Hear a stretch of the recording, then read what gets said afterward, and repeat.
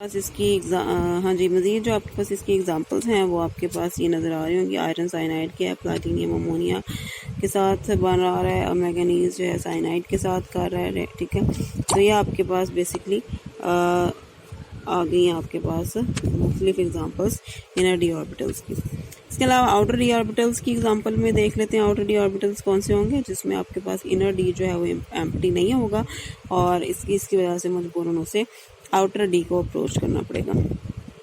Inner D क्यों नहीं empty होगा? क्योंकि आपके पास ये जो आउटर डी ऑर्बिटल्स होते हैं या आउटर कॉम्प्लेक्सेस होते हैं ये कोबाल्ट जो है वो बनाता है किसके साथ, या बाकी जो भी सेंट्रल मेटल एटम है ये बनाएंगे वीक लाइगेंड्स के साथ। वीक लाइगेंड्स जो है उनमें ये एबिलिटी नहीं होती कि वो आपके जो डी ऑर्बिटल्स हैं उनको पेयर अप कर सके। इलेक्ट्रॉन्स को पेयर अप ना होने की वजह से वो आपके पास उसी में मौजूद रहेंगे, ठीक है। इनकी जो ज्योमेट्री है वो ऑक्टाहेड्रल ही होगी, ठीक है। और लेकिन फ़र्क क्या होगा इनकी स्पिन में? ये आपके पास पिछले लो स्पिन थे, ये हाई स्पिन होंगे और ये पैरामैग्नेटिक होंगे। पैरामैग्नेटिक का मतलब ये होता है कि ये आपके पास मैग्नेट को अट्रैक्ट करने की सलाहियत रखते हैं, ठीक हो गया। अब आपके पास पैरामैग्नेटिक जो है अब किस तरह होंगे? क्लोरीन है, वीक लाइगेंड है आपके पास, और ये कोबाल्ट के आपकी अरेंजमेंट आ गई है। ये जो सिंगल इलेक्ट्रॉन्स हैं जो पहले पेयर होके 3 में पूरे आ गए थे, अब ये आपके पास इसी तरह सिंगल ही रहेंगे। अब ये डबल नहीं होंगे। इसकी वजह से मजबूरन इसको बाहर का 4D जो एम्प्टी पड़ा था उसको यूटिलाइज़ करना पड़ेगा। यूटिलाइज़ करने से क्या होगा, वो sp3d2 में चेंज हो जाएगा। sp3d2 बाकी ऐसे पड़े रहेंगे, इसके सिर्फ पहले 2 हमें टोटल 6 बनाने, 4 तो इनके हैं तो 2 ही हमें डी के चाहिए, चाहे वो 4D था चाहे वो 3D था। ये आपका sp3d2 आ गया। जिस अरेंजमेंट से आप हाइब्रिडाइजेशन कराते हैं, जैसे पहले s लिया था, फिर अगला p है, फिर आगे d आ रहा है, तो इस तरह ही नाम रखा जाता है। जितने यूज़ होते हैं उसके हिसाब से वो बन जाते हैं। 1s है, s हो गया, p आपके 3 है, p3 हो गया, d आपके 2 आ रहे हैं यूज़ हो रहे, तो d2 हो गया, सही हो गया। तो अब इसमें क्लोरीन आएगी, अपने इलेक्ट्रॉन्स को डोनेट कर देगी, ठीक है, और ये आपके पास हो गया।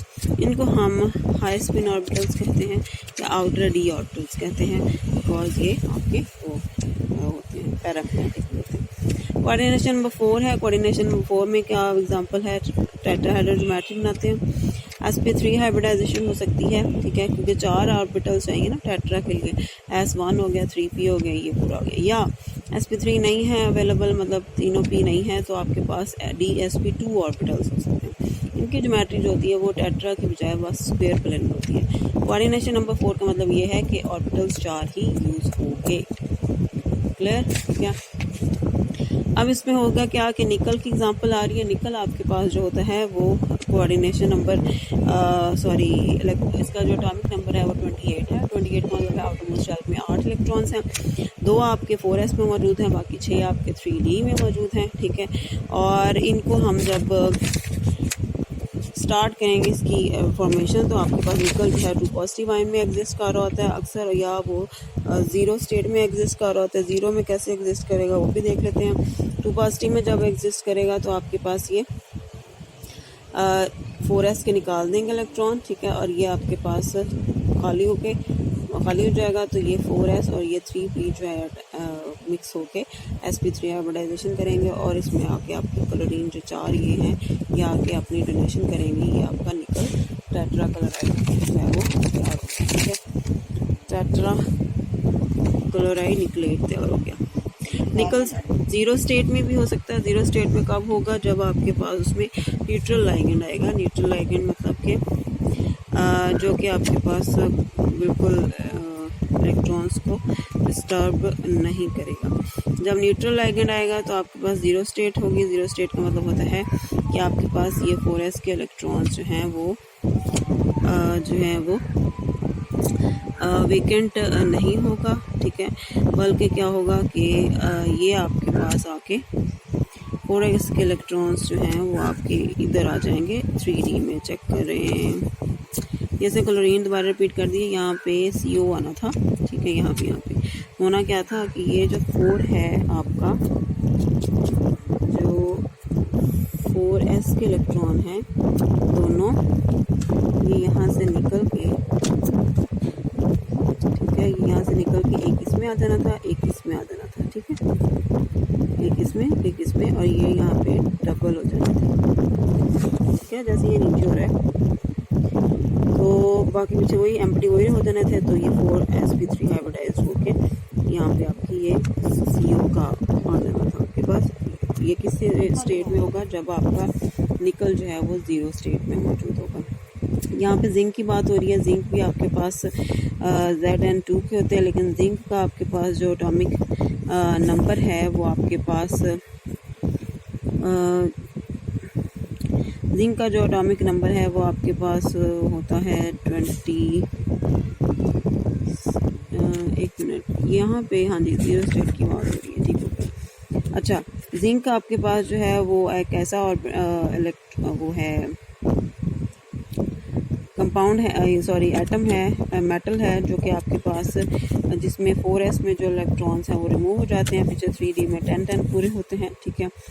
और 10-10 पूरे होने की वजह से ये आपके पास आके sp3 हाइब्रिडाइजेशन शो करता है, ठीक हो गया। dsp2 जो है वो किस में आएगी आपके पास, ये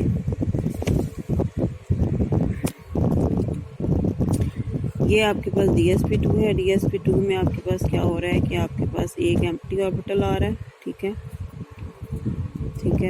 एक एम्प्टी ऑर्बिटल आ रहा है और बाकी के जो हैं वो आपस में कनेक्ट हो गए और ये आपके पास 4s ऑर्बिटल्स बन रहे हैं, ठीक है।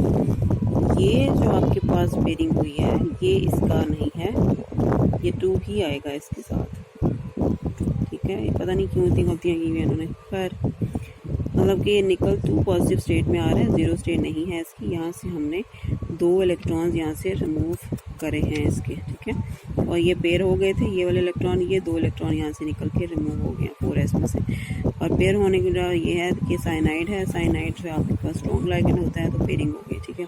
और ये निकल गया, ठीक है, D आपका खाली बच गया इधर से एक, तो dsp2 मिलके साइनाइड उसमें आ गया, ठीक है। बहुत सारी गलतियाँ हैं इसमें, लेकिन चलो कोशिश कर रही है, कोई मसला हो तो दोबारा बता दें।